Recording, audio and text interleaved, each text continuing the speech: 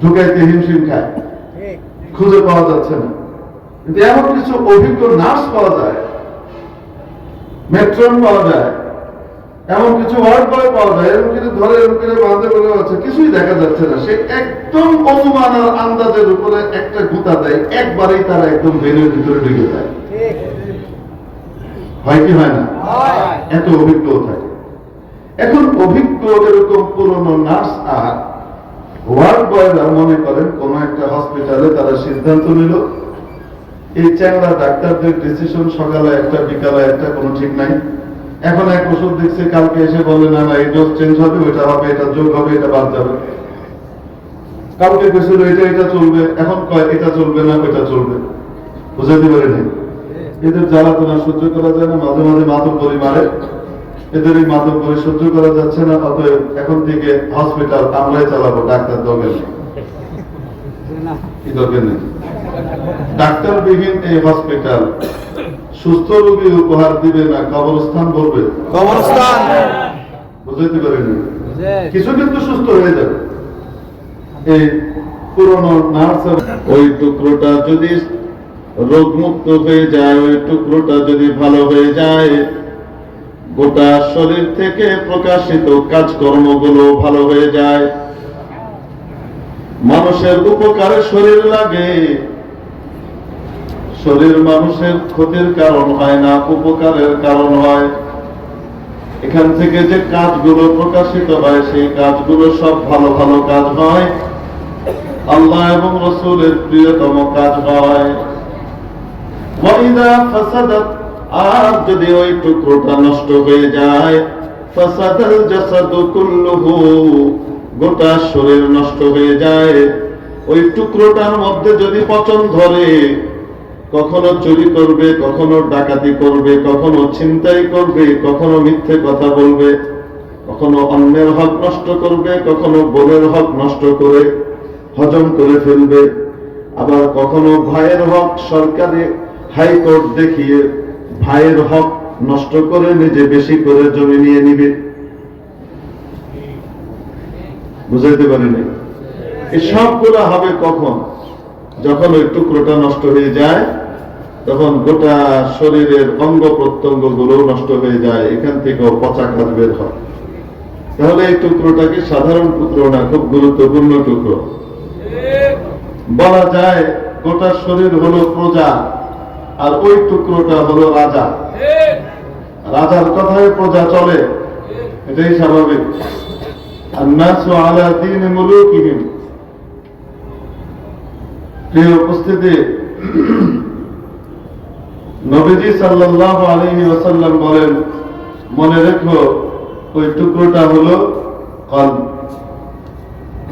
যেটাকে তোমরা হার্ট বলো, সেটা হলো সেই টুকরা যেটা ভালো হলে গোটা শরীর ভালো, যেটা নষ্ট হলে গোটা শরীর নষ্ট। তাহলে বলেন তো দেখি, শরীরের মধ্যে শরীর এবং রূহ, শরীর এবং আত্মা, জিসিম এবং রূহ, এই দুটোর ভিতরে অধিক গুরুত্বপূর্ণ কোনটি? শরীর না আত্মা? জিসিম না রূহ? রূহ। কারণ শরীর একটা দিন শেষ হয়ে যায়, রূহ কোনদিন শেষ হয় না, তার জন্ম আছে, মৃত্যু নাই। শরীরের মৃত্যু ঘটে, শরীর মারা যায়, তাকে দাফন করে দেওয়া হয়, কিন্তু রূহ তার জন্ম হওয়ার পর থেকে বিভিন্ন জগতে সে ঘুরে বেড়ায়। রূহ জগৎ থেকে আসে মায়ের পেটের জগতে, ওখান থেকে বের হয় বিশ্ব জগতে, এখান থেকে তারপরে পানি জমায় আবার বারজাখের জগতে, সেখান থেকে সে যাবে হাসরের ময়দানে, ওখান থেকে আবার সে যাবে তার চিরস্থায়ী আবাস জান্নাত বা জাহান্নাম, এবং ওখানে গিয়ে সে চিরকাল থাকবে। খালিদিনা ফিহা আবাদা। জান্নাতে ঢুকেছে তো চিরকাল থাকবে। জাহান্নামে যারা যায় তারা আবার দুই প্রকার। এক প্রকার হলো ঈমান ছিল না, তারা চিরস্থায়ী জাহান্নামে থাকবে। আরেক প্রকার হলো ঈমান ছিল কিন্তু আমলে ঘাটতি আর ঝামেলা ছিল, তো সাজা ভোগ করে তারপরে আবার জান্নাতে যাবে ঈমানের কারণে। অন্যান্য আমলের দ্বারা। তারপরে আবার চিরস্থায়ী জান্নাতে থাকবে। এই যে চিরস্থায়ী অনাদি অনন্তকাল পর্যন্ত থাকবে, এই রূহের কোনো বিনাশ নাই। রূহের কোনো বিনাশ নাই। শরীরের বিনাশ আছে, মানুষ মারা যায়, শরীরটা মারা যায়, রূহ মারা যায় না, রূহ চলে যায়। হ্যাঁ, রূহেরও মৃত্যু ঘটে, সেটা অন্যরকম, যেটা চোখে দেখা যায় না। যাই হোক, রূহ চিরস্থায়ী, সে বেঁচে থাকে, সে কখনো মরবে না। আল্লাহ তাবারাকা ওয়া তাআলা যখন জান্নাতীরা জান্নাতে চলে যাবেন, জাহান্নামীরা জাহান্নামে চলে যাবে, আল্লাহ তাআলা মৃত্যুকে একটা মেষ দুম্বার আকৃতিতে জান্নাতি এবং জাহান্নামীদের মধ্যবর্তী জায়গাতে এনে রাখবেন। সমস্ত জান্নাতি ওই জায়গাটা দেখতে পাবে, সমস্ত জাহান্নামীও ওই জায়গাটা দেখতে পাবে, এবং সকলের সামনে ওখানে ওই মেষটাকে আল্লাহ তাআলা জবাই করে দিবেন, মৃত্যু দিবেন তার। এবং সবাই বুঝবে এই মেষটা দেখতে হলো একটা দুম্বার মতো, আসলে এটা হলো মৃত্যু, মৌত। আল্লাহ তাআলা মৌতের মৌত দিয়ে দিবেন, মৃত্যুকে মৃত্যু দিবেন, আর কোনদিন মৃত্যু আসবে না কারো। হাদিস শরীফের মধ্যে আসে, যদি ভবিষ্যতে মৃত্যু নামে কিছু থাকতো, তাহলে জান্নাতীরা এত আনন্দিত হবে এই জিনিস দেখার পরে যে আর কোনদিন আমাদের মৌত আসবে না। যদি মৃত্যু বেঁচে থাকতো, তাহলে জান্নাতীরা খুশির চোটে মরে যেত। আর জাহান্নামীরা এত অস্থির, পেরেশান, বেদনার্ত এবং বিষাদের শিকার হবে যে তারা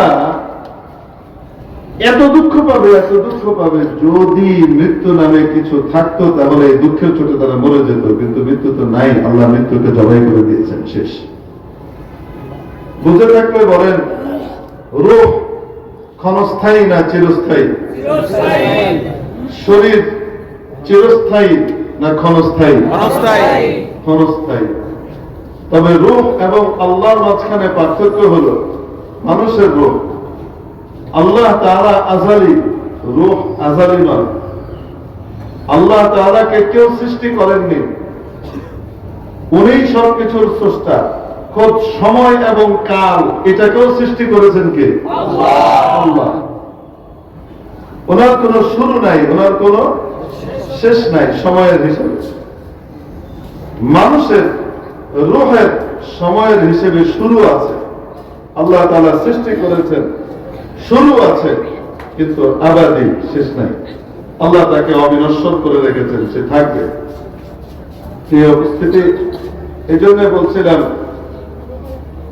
যে মানুষের শরীরের তুলনায় রূহের গুরুত্ব হাজার কোটি গুণে বেশি।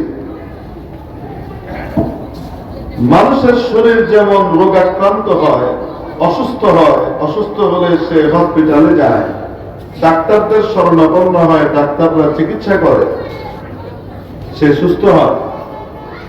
ঠিক তেমনি ভাবে মানুষের যে রূহ আর আত্মা আছে, সেটাও অসুস্থ হয়, রোগাক্রান্ত হয়, সেটাও রুগ্ন হয়। এই রূহের ট্রিটমেন্ট করবার জন্য, রূহের চিকিৎসা করবার জন্য যেটা সবচেয়ে গুরুত্বপূর্ণ জিনিস, এই রূহের চিকিৎসা করবার জন্য আল্লাহ তাবারাকা ওয়া তাআলা সবচেয়ে দামি মানুষদেরকে দুনিয়াতে পাঠিয়েছেন, নবী রাসূলকে। নবী রাসূল হলেন এই রূহের চিকিৎসক এবং ডাক্তার।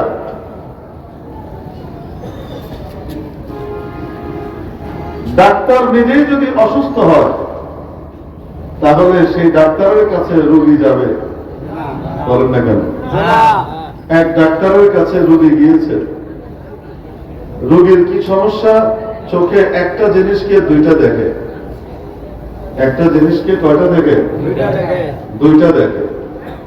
একজনকে দুজন দেখে, এক আঙ্গুলকে দুই আঙ্গুল দেখে। এটা সুস্থতা না অসুস্থতা? চিকিৎসার জন্য ডাক্তারের কাছে ঢুকেছে, উনি এবং ওনার অ্যাটেন্ডেন্ট যিনি নিয়ে গেছে ডাক্তারের কাছে, ডাক্তার সাহেব এই দুইজনকে ঢুকতে দেখে বলছে, একজন একজন করে আসেন, 6 জন আসছেন কেন? বুঝতে পারেন না? মানে রোগী তো একটাকে কয়টা দেখে, ডাক্তার একটারে কয়টা দেয়, এরকম ডাক্তার নিয়ে চিকিৎসা করবে? বলেন না কেন?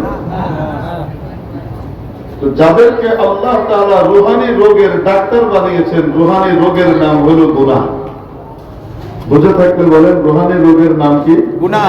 গুনাহ, চাই ছোট হোক চাই বড় হোক। যে নবী রাসূলকে আল্লাহ তাআলা গোটা মানব জাতির ট্রিটমেন্টের জন্য চিকিৎসক হিসেবে পাঠাইলেন, সেই নবী রাসূল নিজেই যদি গুনাহ করে, তার ভিতরে যদি রোগ থাকে, সে আর কারে ট্রিটমেন্ট করবে? ঠিক কি ঠিক না? এজন্য বুঝে থাকলে বলেন, নবী রাসূলের কি গুনাহ হয় না? মাসুম।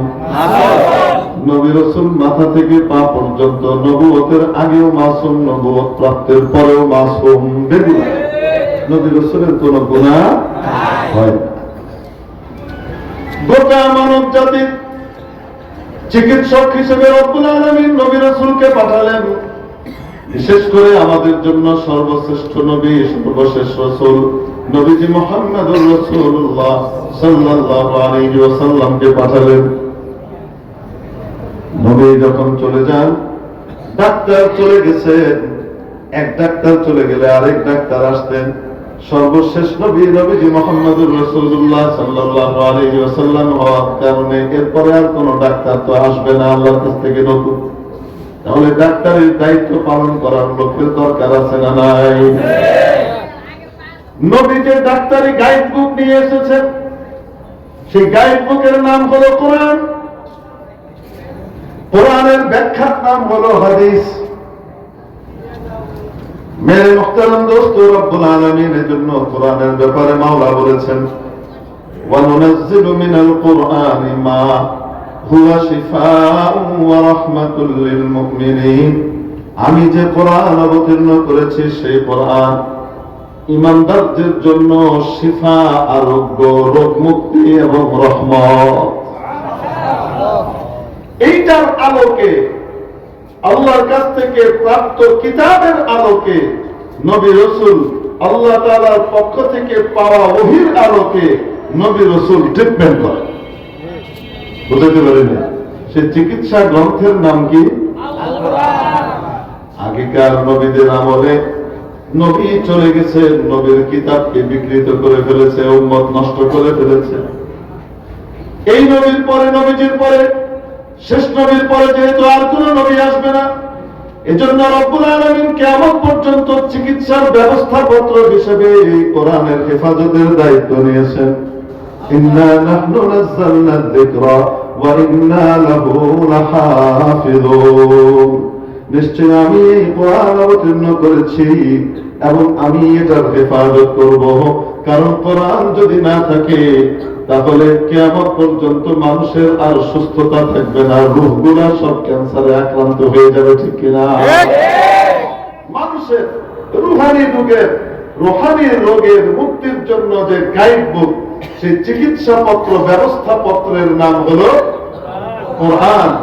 এই কোরআন এবং হাদিস মনে রাখবেন, এই কোরআন আর হাদিস সরাসরি কি মানুষ নিজে নিজেই এটার উপরে গবেষণা করে সবকিছু চিকিৎসা পত্র দিবে, না ডাক্তারের কাছে যাবে? ডাক্তারের কাছে যাবে।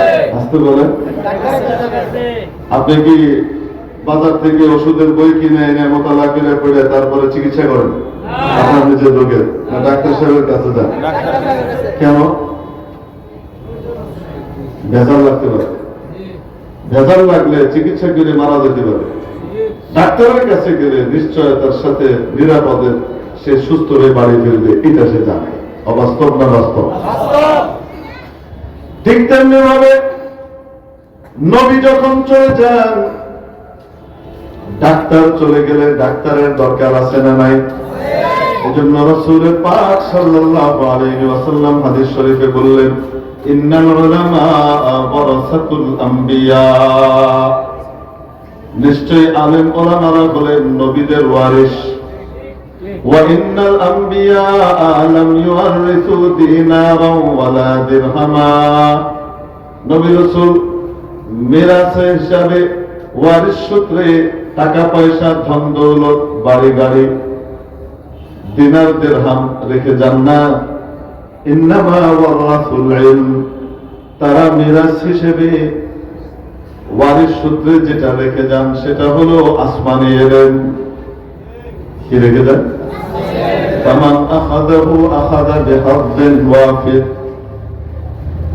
আলেম ওলামারা বলেন নবী রাসূলের রেখে যাওয়া সেই ইলম কোরআন এবং সুন্নাহর ধারকবাহক। নবীর অনুপস্থিতিতে আলেম ওলামারা হলেন উম্মতের ডাক্তার। বুঝলেন না? নবীর অনুপস্থিতিতে আলেম ওলামারা হলেন নবীর ওয়ারিসরা হলেন উম্মতের ডাক্তার। ডাক্তার শরীর আক্রান্ত হলে মানুষ হসপিটালে যায়, ডাক্তারের শরণাপন্ন হয়, ডাক্তারের ব্যবস্থাপত্র অনুযায়ী নার্স এবং ওয়ার্ড বয় ট্রিটমেন্ট দেয়, মানুষ সুস্থ হয়। ছোট হসপিটালে কাজ না বলে বড় হসপিটালে যায়। ঠিক তেমনি ভাবে মানুষের ইমানি রোগের চিকিৎসার জন্য আলেম ওলামাদের তত্ত্বাবধানে কিছু হসপিটালও দুনিয়াতে আল্লাহ রেখেছেন। রুহানি চিকিৎসার এক হসপিটালের নাম হলো কওমি মাদ্রাসা, ইলমে দ্বীনের মারকাজ। রুহানি চিকিৎসার আরেক হসপিটালের নাম হলো হক্কানি মাশায়েখের খানকা, আল্লাহ ওয়ালাদের সহবতের জায়গা। রুহানি চিকিৎসার অন্যতম আরেকটা হসপিটালের নাম হলো দাওয়াত ও তাবলীগ, ভ্রাম্যমাণ হসপিটাল। বুঝলেন না? মেরে মুহতারাম দোস্ত, এগুলা হলো এক একটা হসপিটাল। এই হসপিটালে মানুষ যায়, গিয়ে কি করে? নিজের আত্মার রোগ দূর করে। এই যে ওয়াজ মাহফিলের ময়দানগুলো, এগুলো আরেকটা হসপিটাল। এই হসপিটালের মাধ্যমে মানুষ তার আকীদা এবং আমল পরিশুদ্ধ করার দিক নির্দেশনা পায়। বুঝাতে পারেন না? এগুলো এক একটা হসপিটাল, কোনটা স্থির, কোনটা ভ্রাম্যমাণ। দাওয়াত ও তাবলীগ এবং এই যে ওয়াজ মাহফিলের যে হসপিটাল, এগুলো হলো ভ্রাম্যমাণ হসপিটাল। ডাক্তাররা ঘুরে ঘুরে কি করে? ট্রিটমেন্ট দিয়ে বেড়ায়, বিভিন্ন জায়গায় গিয়ে গিয়ে চিকিৎসা দেয়। আর মাদ্রাসা, খানকা, এগুলো হলো বলেন নির্ধারিত এক এক জায়গার হসপিটাল। আমাদের শারীরিক রোগের হসপিটাল ওই দুই রকমেরই আছে। ব্লাড ব্যাংক হিসেবে আপনি হসপিটালের বা রেড ক্রিসেন্টের যে অফিস আছে সেটাও ব্লাড ব্যাংক। আবার রেড ক্রিসেন্ট ব্লাড ব্যাংক হিসেবে কি করে? মাঝে মাঝে দেখবেন বিভিন্ন মসজিদের সামনে জুমার দিন, বিভিন্ন কলেজ ভার্সিটির সামনে মাঝে মাঝে তারা রক্তদান কর্মসূচি নিয়ে বিরাট বাস নিয়ে চলে যায়। এক এক বাসে এক এক সাথে 5 জন করে 4 জন করে রক্ত দিতে থাকে।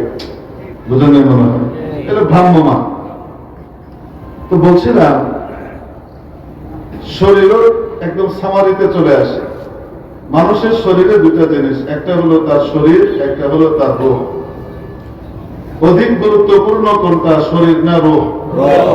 শরীরও গুরুত্বপূর্ণ, রূহও গুরুত্বপূর্ণ, কিন্তু রূহের গুরুত্ব শরীরের তুলনায় 1000 কোটি গুণ বেশি। শরীর রোগাক্রান্ত হলে মানুষ হসপিটালে যায়, চিকিৎসা নেয়, ডাক্তারের কাছ থেকে প্রেসক্রিপশন নেয়, ওয়ার্ড বয় এবং নার্সরা সেটাকে এক্সিকিউট করে, সে কি হয়? সুস্থ হয়। ঠিক তেমনি ভাবে মানুষের রোগ যখন রোগাক্রান্ত হয়, তার জন্য চিকিৎসার জায়গা আল্লাহ দিয়ে রেখেছেন মাদ্রাসা, খানকা, ওয়াজ মাহফিলের মজলিস, আল্লাহ ওয়ালাদের সোহবতের জায়গা। এমনি ভাবে দাওয়াত ও তাবলীগ, এই সবগুলা হলো এক একটা হসপিটাল। ঠিক। এই হসপিটালের ডাক্তারদের নাম হলো আলেম ওলামা। ঠিক। আর নার্স, ওয়ার্ড বয়ের দায়িত্ব পালন করে পুরনো সাথীরা। ঠিক। এবং তাদের কাছ থেকে ট্রেনিং প্রাপ্ত লোকরা, ডিপ্লোমা করে যারা কাজ করে তারা। বুঝাতে পারেনি? এখন আসেন আমার কথার সার সংক্ষেপে আমি চলে আসি। দুনিয়ার কোন হসপিটালে গেলে আপনি দেখবেন ডাক্তাররা অনেক সময় দেখা যায় কোন কোন ডাক্তার নতুন মাত্র পাশ করে বেরিয়ে এসছেন, 2 বছর 3 বছর হয়েছে হসপিটালে যোগ দিয়েছে। আর কোন কোন নার্স এবং ওয়ার্ড বয় 25 বছর 30 বছরের অভিজ্ঞ আছে না নাই? এত অভিজ্ঞ হয় কোন কোন নার্স এবং ওয়ার্ড বয়, যখন রোগীর ভেইন খুঁজে পাওয়া যায় না কোনোভাবে, অনেক সময় আইভি করতে হবে, স্যালাইন দিতে হবে, ক্যানোলা করতে হবে, কিন্তু ভেইন খুঁজে পাওয়া যাচ্ছে না পাওয়া গেলে এরকম করে থাপ্পড় মারে, এইভাবে আটকা, এইভাবে এই করে সেই করে, কোনোভাবে ফুলিয়ে টুলিয়ে যদি বের করা যায় তো এখানে কি করবে? সুই ঢুকাবে। অনেক সময় অনেক ডাক্তার ঢুকাইতে হিমশিম খায়, খুঁজে পাওয়া যাচ্ছে না। কিন্তু এমন কিছু অভিজ্ঞ নার্স পাওয়া যায়, মেট্রন পাওয়া যায়, এমন কিছু ওয়ার্ড বয় পাওয়া যায়, এরকম কিছু ধরে এরকম করে বাঁধে বলে আছে, কিছুই দেখা যাচ্ছে না। সে একদম অনুমান আর আন্দাজের উপরে একটা গুঁতা দেয়, একবারেই তারা একদম ভেনের ভিতরে ঢুকে যায়। হয় কি হয় না? এত অভিজ্ঞ থাকে। এখন অভিজ্ঞ এরকম পুরনো নার্স আর ওয়ার্ড বয়রা মনে করেন কোন একটা হসপিটালে তারা সিদ্ধান্ত নিল, এই চ্যাংড়া ডাক্তারদের ডিসিশন সকালে একটা বিকালে একটা, কোনো ঠিক নাই। এখন এক ওষুধ দেখছে, কালকে এসে বলে না না এই ডোজ চেঞ্জ হবে, ওইটা হবে, এটা যোগ হবে, এটা বাদ যাবে। কালকে কেছিল এটা চলবে, এখন কয় এটা চলবে না, ওইটা চলবে। বুঝাতে পারে নাই। এদের জ্বালাতনা সহ্য করা যায় না, মাঝে মাঝে মাতব করে মারে, এদের এই মাতব করে সহ্য করা যাচ্ছে না। অতএব এখন থেকে হসপিটাল আমরাই চালাবো, ডাক্তার দরকার নেই। কি দরকার নেই? ডাক্তারবিহীন এই হসপিটাল সুস্থ রোগী উপহার দিবে না কবরস্থান বলবে? কবরস্থান। বুঝতে পারেনি? কিছু কিন্তু সুস্থ হয়ে যাবে। এই পুরনো নার্স এবং ওয়ার্ড বয়দের অভিজ্ঞতাতে তারা কি হয়ে যাবে? কিছু কিছু মানুষ সুস্থ হয়ে যাবে, হবে না তা না। কিন্তু সুস্থর হার বাড়বে নাকি অসুস্থের হার বাড়বে? অসুস্থের হার বাড়বে। কেন? প্রেসক্রিপশন দেওয়ার অথরিটি তার নাই, এই অথরিটি একমাত্র তার। তেমনি ভাবে রুহানি রোগের যে হসপিটাল গুলো আছে, এই হসপিটাল গুলার ভিতরে যদি কোন পুরনো সাথীর মাথার ভিতরে আসে যে আমরা তো অনেক অভিজ্ঞ, অতএব এখন থেকে আমাদের আর ডাক্তারের দরকার নেই, বিনা ডাক্তারে আমাদের চলবে, ওই হসপিটালের দশা কি হতে পারে বুঝতে পারবেন তো? নাকি বুঝেন নাই? মনে আরো খুলে বলা লাগবে না, আকল মানরা ইশারা কাফেজ। অতএব ধর্মীয় যত হসপিটাল আছে, রুহানি যত হসপিটাল আছে, এই সমস্ত হসপিটাল তখন কার্যকর হবে যখন সেখানে ভালো ভালো ডাক্তার থাকবে। ডাক্তারবিহীন হসপিটাল রুহানি মৃত্যুর কারণ ঘটবে, আত্মার মৃত্যুর কারণ ঘটতে পারে, আল্লাহ না করুক। এটা ঈমান হারা হওয়ার পর্যায়েও নিয়ে যেতে পারে, একটা পর্যায়ে বেয়াদবের এমন স্তরেও নিয়ে যেতে পারে। অবাস্তব না বাস্তব? এজন্য আল্লাহ তাআলা আমাদেরকে বুঝবার, আমল করবার, ভালো ডাক্তারদের সাথে থেকে কাজ করবার, নিজের রূপকে সংশোধন করবার, রোগ মুক্ত করবার তৌফিক দান করেন। আখিরু দাওয়ানা আলহামদুলিল্লাহি রাব্বিল আলামিন।